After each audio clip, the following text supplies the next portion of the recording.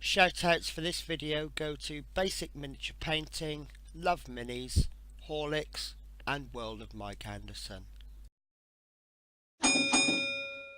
Mind the gap. So what a fantastic issue I've got for you this week. This is issue 2, magazine, absolutely amazing. I love the detail they give you, the information. I mean, if you didn't know much about Star Wars, then and you know, where have you been if you don't know? But by issue 2, you already know quite a lot if you've read the magazine. So the rating that I've given this, based on the first look only, sorry, I can't give it less than a 10. Absolutely brilliant. And then what we'll do is, as per usual, we'll check the parts. Now there are 10 parts, and they actually come into 4 different sections. So the first section is the quad laser turret. They've labelled it TP3, also known as Part 1. And then separate section, they've got the hollow board game, which consists of the hollow game table, and the forgive my pronunciation, the Dejaric game board. And then in another section they have the control console and the instrument display.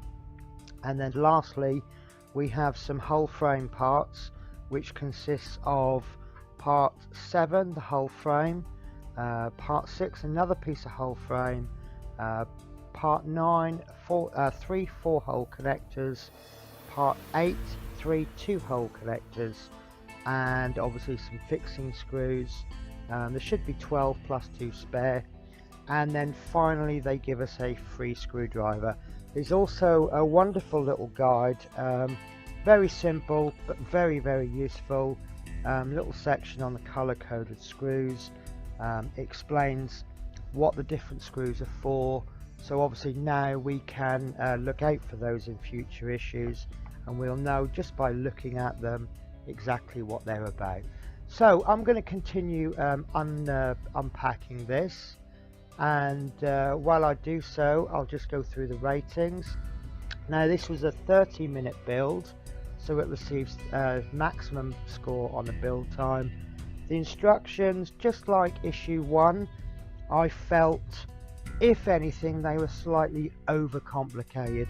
I found myself, say for example, doing section 2, pop the screw in, and I'm like, oh, where am I? Oh, I'm on section 5. Because they're so simple, you tend to kind of follow them, and it is literally like, put the screw here, next section, screw the screw, section 3, put this there. It's very simple. So they are pushing a little bit too simplified, but that's fine. Now I did come across 2 problems, and I am perhaps being overly harsh here. Firstly, the quad laser turret. Now, because this is a build that has been released, I'm able to look at the internet and see what other people have done, and I will be making a separate video, but we feel that there's like a little grid, and it's actually on about 10 degrees wrong, but like I say, we'll make another video explaining how I've corrected that, but I am being over harsh, and I'm docking a point for a problem. The second problem that I've got is, although it went on fine on this build, the instrument panel, you have a control console and then you have the instrument display. Probably down to the shape of it, I did pop the sticker on, I did it absolutely fine. However, I found after a couple of days, because of the stiffness of it, it just kind of popped off. So it's taken multiple attempts, and just keep pushing it, and it will go. So I have had to lose a mark, but again, I may be making a separate video on that on a separate day. Okay, so enjoy the rest of the unboxing.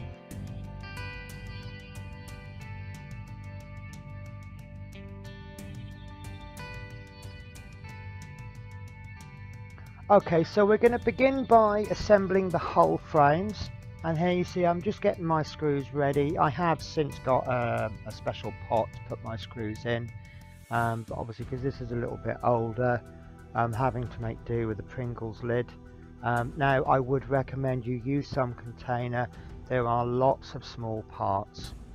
Now the hull frames, I'm going to use an analogy rather than actual descriptions. What you're effectively doing here is these are 4 parts of a big jigsaw puzzle where all of the tabs will fit together. It will allow you to put it in wrong. So check the magazine. Do as I have done here. I've done a dry run where I'm actually placing the parts out on my cutting mat because it is entirely possible to assemble these incorrectly. You see that I'm spinning them around, I'm seeing how they fit. Really spend some time and just lay these out. The advantage you do have is because they're screwed in, we can unscrew them if we've done them wrong. But as I say, try to get it right the first time. Please read the magazine.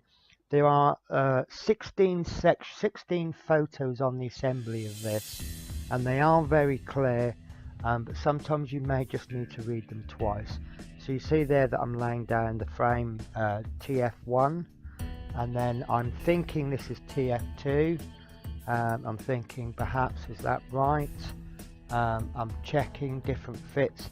I'm looking for any recesses where perhaps the connectors will go, and just really taking my time in laying it out. And there, I think I've got it correct. So then I just lay them to one side, keeping them in the order that I laid them out.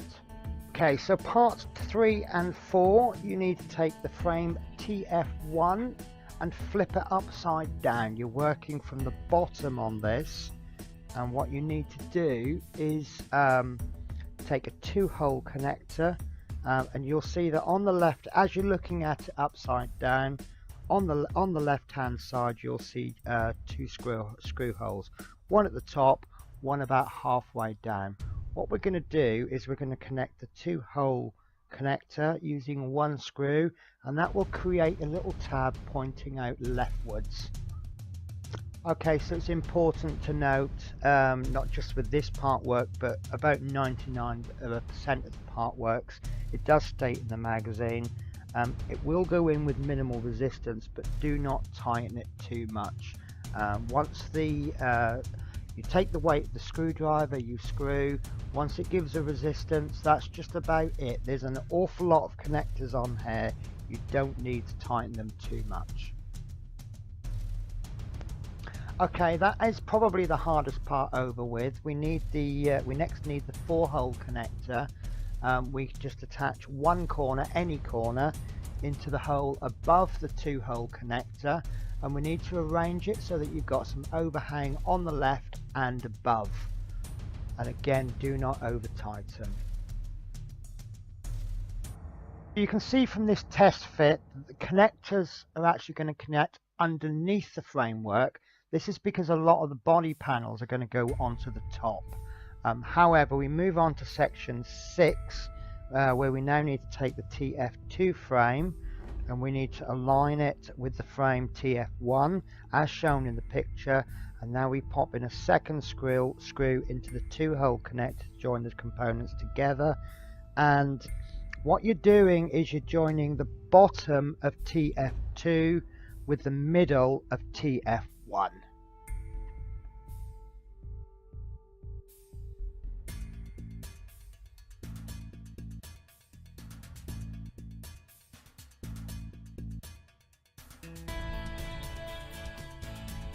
Apologies for going quite quick, but section 7 and 8 explains that we also need to connect the top bit, which I think you saw this coming, into the 4-hole connector. So what you're going to end up with is the 4-hole connector is going to overhang on the top. This is to allow another piece of framework to be attached at a later issue. But there should be no parts of the 2-part connector showing. Okay, in this video you're going to see an awful lot of dry fitting or test fitting, bringing the parts together and not actually doing anything. This is because I'm very worried, especially with having to flip the magazine flip the parts upside down. Once you flip them, they then become different. But there's lots of test fitting, making sure I've got the right parts. For the next part that we move on to, we need a 4-hole connector, and we need to connect that onto the left hand side at the top. It will be at the same level as the previous 4-hole connector, and just like before, we attach it with one screw and we will end up with an overhang. You see this one is upside down, but you will end up with an overhang on the left and above. Okay, now I must confess I went a little bit off track here. Once you've attached the 4-hole connector, you should then attach the 2-hole connector and then attach the next piece of framework. However, I attached the framework and then did the 2-hole connector second. So you see here I'm fitting the third piece of the framework, which is framework TF2, and again you're lining this up on a line, and you just simply screw it in. So obviously the next piece should be to attach the framework. I'm going in on the 2-hole connector, and that's just going to hold that in place. Very simple stuff. Again, if I'd read the magazine closer, obviously I would have done it in the correct order, but it doesn't really matter which way round this goes on, but just be careful you don't bend parts.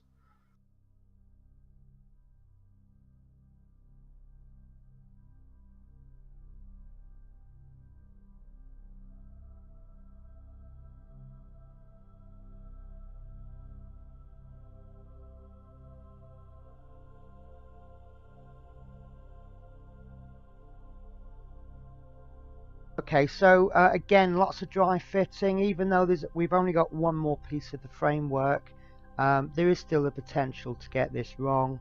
So at every stage I am fitting it all together. There's going to be an awful lot of framework. I feel that if I get a piece wrong now and I don't discover that until I've done most of the framework, it's going to be an awful lot of work to put it all right.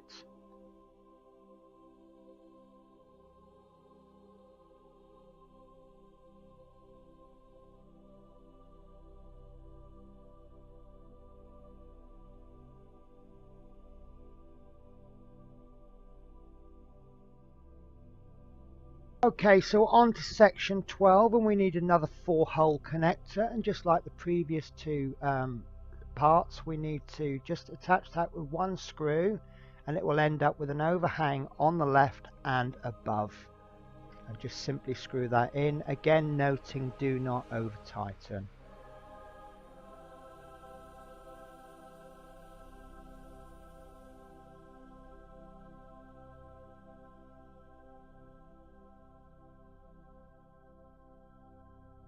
And then once you've done that, you need to do the same with the 2-hole connector at the bottom, and this will overhang on the left, and this time for a change I have followed the instructions letter by letter.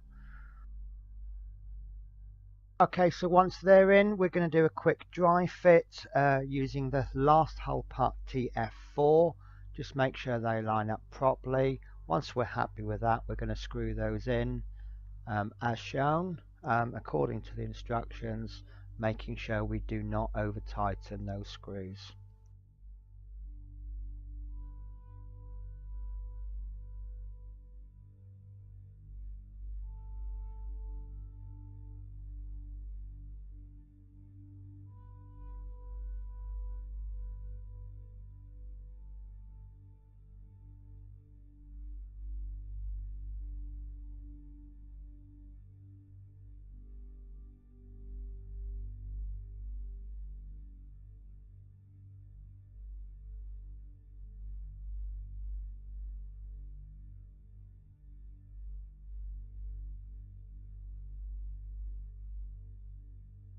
Okay, so lastly for this section, we want to test fit the hull plate that we got from issue 1, that's labeled TP1. At this stage there are no facilities to actually attach the hull plate. There is good reason for that. As you can see, the hull plate is much larger than the framework. However, by test fitting at this stage, it will just confirm that we've got all the pieces of framework in correctly, and that no mistakes have been made. If the hull piece doesn't work, I would suggest possibly going back and just checking the instructions, make sure you've done them correctly and that it does actually look right.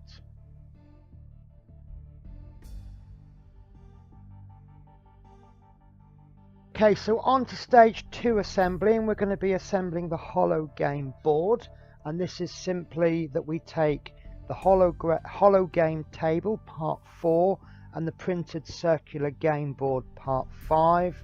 We remove the backing, and then please look at the instructions, because there are black and white marks here, and it does explain how to line them up, and just try to get that as central as you can.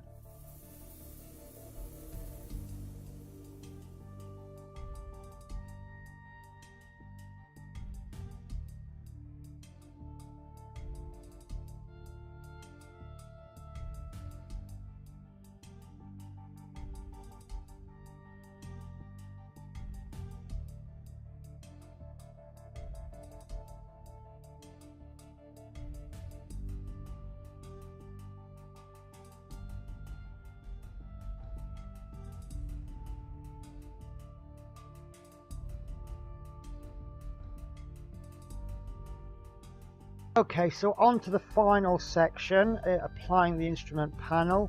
And the first thing we're going to do is we're just going to test fit the center console with cockpit base. Just make sure that that fits. It does state not to fix them yet, so I did remove it afterwards. And then section 2 is the instrument panel, and that comes with a sticker, and you'll see that there's 4 holes. It is also shaped, it's not a flat surface, which I think this caused a problem, but because of the last issue I found out that my hands aren't quite as steady as they were say 20-30 years ago. That did cause a mistake. I had to trim one of the stickers up, so I really wanted to make sure this was correct, and I felt that obviously there's going to be something poking out of this instrument panel in a later issue. So what I've done is I've cut a paper clip. This particular paper clip has got plastic coating on it, which that needed to be removed as well. But what I've done is I've cut that into 4 little pieces of metal, and then I'll just push those 4 pieces of metal through the hole in the instrument panel, and then I can line the sticker up on the other end, making sure the 4 holes are all correct, and then I can just slide that sticker onto the instrument panel.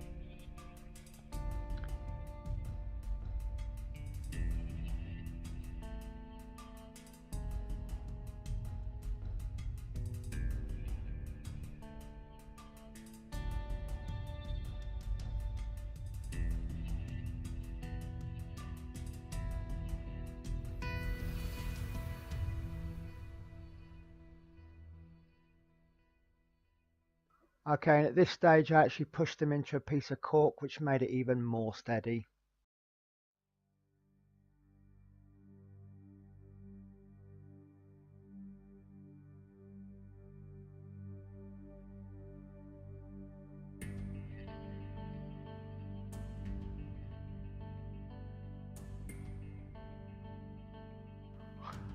Okay, once that's on, I'll just slide the panel up to remove the pieces of metal, and then just push it down a little bit more, and I'm really happy with that.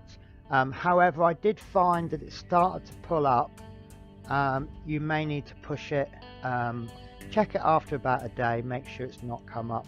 To be honest with you, I did mark this down 1 point for this because the stick start to come off. There I'm just checking the holes are lined up, just by pushing a piece of paper clip through, but I found that after pushing it down sort of twice a day for about 2 or 3 days, I found that it kind of gave up and said, okay, fine, I'll go where you want me to go. Now I did find there was a tiny bit of excess. I do have a little bit of OCD, so I decided to trim that off. in all fairness, I think you'll find if you don't trim it off, it won't make any difference, because it's where the overhang is actually going to be hidden. But like I say, I'm just a little bit OCD, and I like things to be as neat as I can. Okay, so you know me, I like to have a little play, I like to have a little test fit. This is our cockpit panel so far. It's looking quite nice. Obviously once we get things like the seats and controls in there, it's going to look even nicer. But I'm really happy with this build. So with a build time of over 30 minutes, no problems with the instructions. There were 2 slight issues, but the issue does score 96% overall, which is taking the average from 92% to 94%. Also, what it says in the magazine, and I actually wish that they hadn't put this in, because it does say that the screw holes, with the screw holes on the underside, the square pin on the cannon mounting will push into the matching hole in the turret. But do not be tempted to do this until you've finished preparing the turret and the cannon. Fitting and refitting the joint may loosen it. You see, I put it in once. I'm not 100% sure if I've done this cannon correct. So I did just fit it the once. I'm wondering, perhaps did I screw the screws a little bit too tight? It doesn't move that freely. So you see, I've just loosened it slightly. But then, do you want it really loose? Do you want it to flap? And also the gun barrels are falling off. They're just, I mean, they push back in, no problems. I'm very tempted to glue them in. However, we have got another 98 issues to go. It might be important that we don't glue them in. We may have to glue them in. I really don't know. We've got 2 years to build this. So my tip, and what I personally am following, is that I'm going to go exactly as instructions say until I know better, and right now I don't know better. Okay, so coming up in issue 3, we have more hull plating, control levers, control yokes, cockpit seats, which I think look very nice, and the cockpit bulkhead doors. Can't wait for that one. So let's have a look at the comments from the previous week. We have Basic Miniature Painting and Love Minis are both writing the same thing. Basic Miniature Painting writes, "This is going to be massive," and Love Minis writes, "This is going to be huge." Totally agree. I don't know if I'm going to have the space for it. Horlicks writes, "Great video as always, Penny. Looking forward to seeing this through. It wasn't until a year ago I took an interest in these part build models. I would love to do them all, but it's just impossible. Keep up the great work." Thank you, Horlicks. That is appreciated. Yeah, I would love to do them all myself. There's so many great ones. There's some that have just come to an end. And I believe there's some new exciting ones just coming out, including Star Wars related ones. And lastly, World of Mike Anderson writes, "Another awesome video. Yes, I agree, very odd. Normally they provide screwdriver in the first issue. Well done, Penny. I'd done this build years ago but gave up on it. Each time I see someone build this, I want it, but I'm pushed to my maximum at the moment. There's always next year. I'm eyeing up X-Wing though. Looking forward to issue 2. Okay, so that's it, guys. Have a wonderful week, and I'll see you for issue 3.